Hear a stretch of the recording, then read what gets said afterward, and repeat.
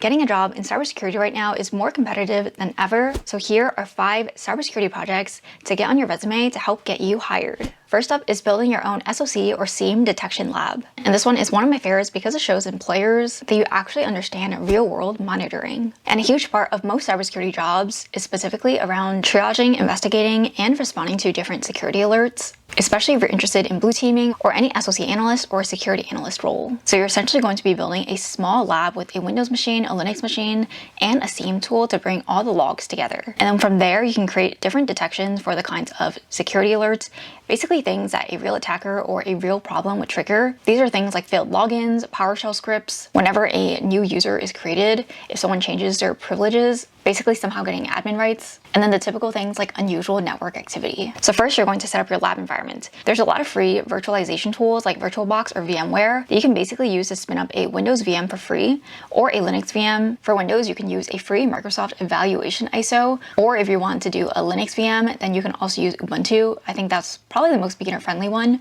And then from there, you can install a SIEM. There's actually a lot of free options that you can go through. For example, Splunk is a really good one that has a free edition for individual users. The Elasticstack or Wazoo are also great options. And if you want a cloud experience, the Microsoft Sentinel also has a free trial that you can use as well, which would also look really, really good on your resume. So essentially, pick a VM. After that, you can start setting up your logging on the VM that you set up. So installing Sysmon on Windows for more detailed logs, and then using whatever matching agent for the SIEM tool that you decided to use. For example, for Splunk, it's the Splunk Universal Forwarder. For Wazoo, it is the Wazoo agent. Or for Elastic, it's just the Elastic agent. And then of course, forwarding your Linux authentication logs as well. And honestly, nowadays, setting up a SIEM or a lab like this is really easy, especially if you have AI to help you, because if you get stuck anywhere, it can be really, really useful for troubleshooting. Okay, so after you have all that set up, you can start generating different activities to start detecting. So let's say you try to simulate different behaviors, like if you try to log into a user but use the wrong password, or if you create a new user, or if you run a PowerShell command. You can also upgrade or downgrade a user's privileges, and then see the different kinds of logs that this generates. And that is a really easy way to see what kind of alerts that you can start setting up in your home SIEM so that it can mirror a real life environment as much as possible. So after generating your test activity, then you can start generating alerts, basically for your SIEM to send you an alert anytime XYZ happens, and then you get to investigate them like you were an actual security analyst or an SOC analyst. And the number one thing I would recommend for this is to document every single thing. Just having something like this on your resume is a huge improvement, especially if you're going into blue team, because this is exactly the work that you would be doing on the job. I also have my course on 5 cybersecurity projects that you can get on your resume, linked in my description. I try to make this course as accessible as possible, so it's only $29, and it covers all of the most foundational skills that you'll need as a security analyst. And I'll have the full course linked in my description. All right, project number 2 on this list is a vulnerability management project. So this setup is also going to be very simple. So essentially, you're going to run some scans against your own home lab that you just created. There's a lot of open source and free tools that you can use for vulnerability scanning, things like Nessus, OpenVAS, Nmap, or anything that you're more comfortable with.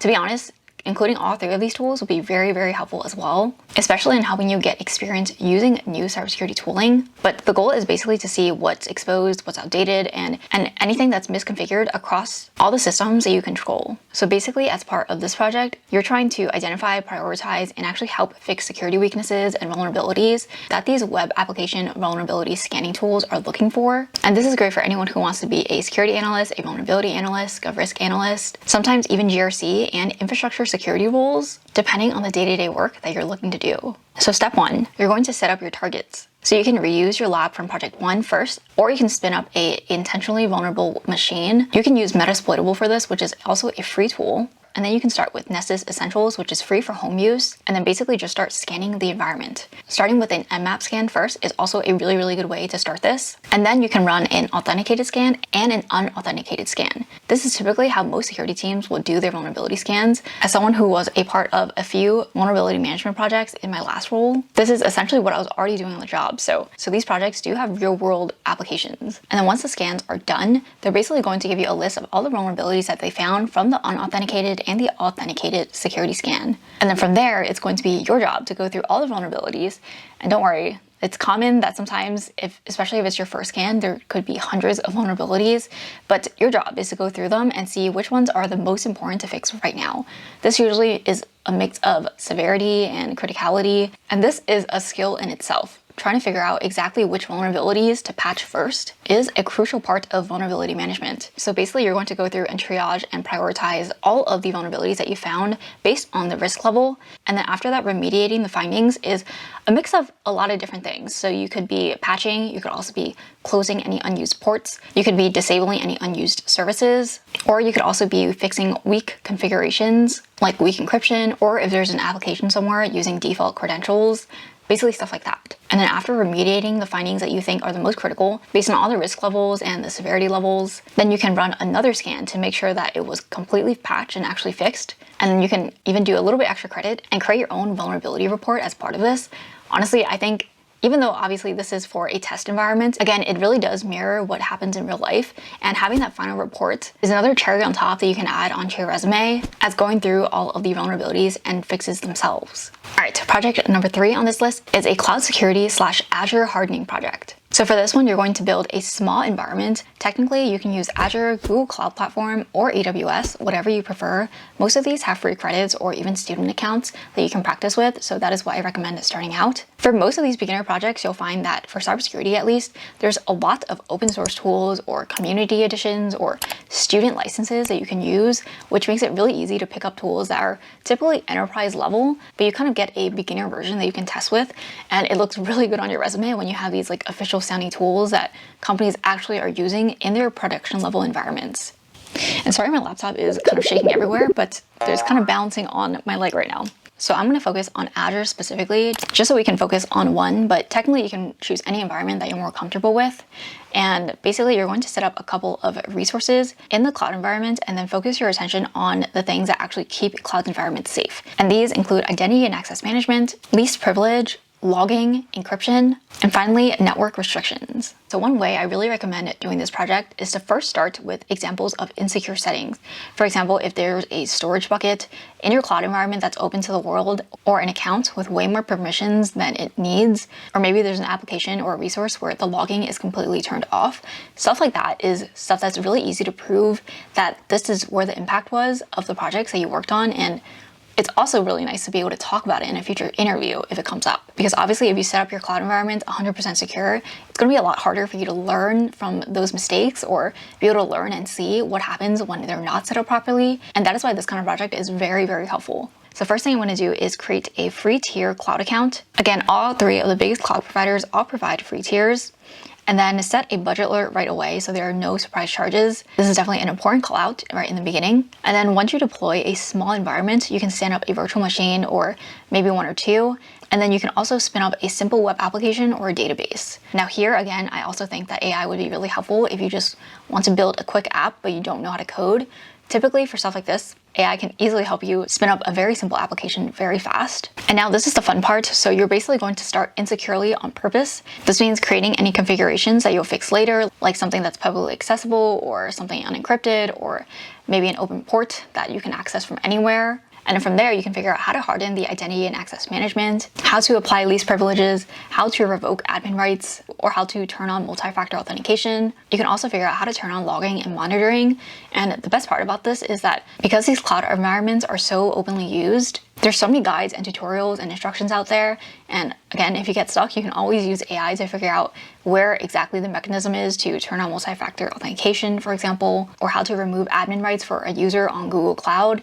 There's so many different resources that you can use. Essentially, the goal with most of these projects is to tinker around and see what you can do and understand where the potential security holes are. All right, project number 4 on this list is an incident response setup / security investigation. This one is great if you're interested in SOC, but also threat hunting, incident response, and digital forensics roles. You're basically going to create a simulated incident in your lab, and you can think of something like a suspicious login or a phishing attempt, or maybe some unauthorized access from another user in your lab environment. And you're basically recreating the kind of event that you might see on the job. So once the security scenario that you create has happened, you basically go into investigator mode and collect the evidence from everywhere that it might be, depending on the scenario that you've created.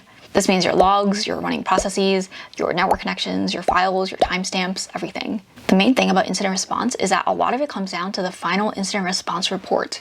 And this is what gets shared with your stakeholders, your senior executives, your manager. And that is why soft skills like Technical writing in cybersecurity is also just as important as the research part, because you can go and investigate a security incident, but if it's not properly documented, then it doesn't help anyone else. So you're going to try to make this feel like the real thing by structuring your write-up in a way that a professional would, basically including a clear timeline of events, the IOCs or the indicators of compromise that you found, the containment steps that you took, and all of your lessons learned. And if you're new to incident response, I would specifically follow the NIST incident response framework for this, so you can follow a lifecycle that cybersecurity teams already use, and it'll make it even easier to write about in your resume. So first, let's go into your lab, and then we can pick a scenario. For example, let's say you're sending a phishing email. So you're basically going to generate the evidence a typical phishing email would create. And these are going to be our artifacts or evidence as part of the incident. But as a side note, please do not use any live malware on anything. This could be very dangerous, and I don't want there to be a real security incident as part of this test. But after you've basically planted your evidence, you're going to start collecting it and then pulling from different authentication logs, different process events, different network connections, file changes, PowerShell logs, write down any timestamps, and then you're essentially going to be building out an incident timeline in the order of all of these evidence artifacts. I would look at the list of the most common IOCs, which are indicators of compromise, or basically a way for the security team to tell whether or not something has been breached. And then you can determine the scope and impact, whether it's one user, whether it's multiple users, whether it's a department, whether it's only certain devices, whether it's only certain IPs. There's a lot of different ways to be able to understand the scope of an attack. And finally, of course, document and write up the final incident report. All right, so last but not least, project number 5 on this list is going to be focused on secure DevOps, also known as DevSecOps, and your own secure web application. So essentially, we're going to be trying to hack into a real vulnerable application. For example, the OWASP Juice Shop is a really good one, which is basically a website that the OWASP institution set up for anyone to be able to run vulnerability scans on as part of learning or training. The DVWA is also a really good one, but this one is going to be very specifically for red teamers, ethical hackers. If you want to become a pen tester, this is a great project for you to start on for offensive security. Essentially, to start, you're going to go with one of the vulnerable applications that you can find. So first, I'm going to go on OWASP Juice Shop and then finding vulnerabilities by hand first.